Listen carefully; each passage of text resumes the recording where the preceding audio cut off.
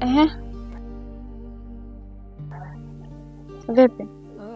Amekubali au? Siku zote mwanajeshi akiingia vitani, anza kuangalia sura yake. Anaporudi nyumbani, sura inaweza kubadilika mara mbili.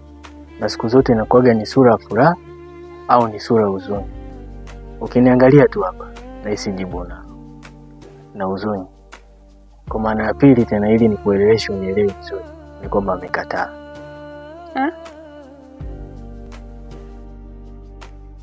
Amekataa?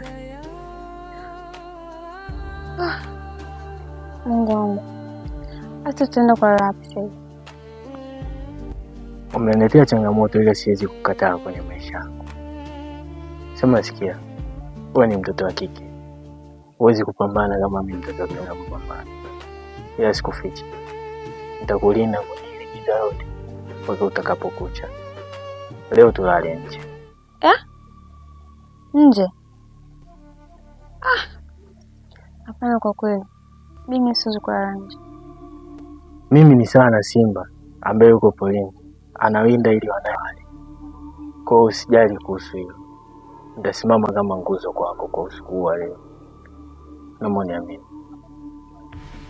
Kweli? Basi sawa. Nitafanya kwa ajili yako tu.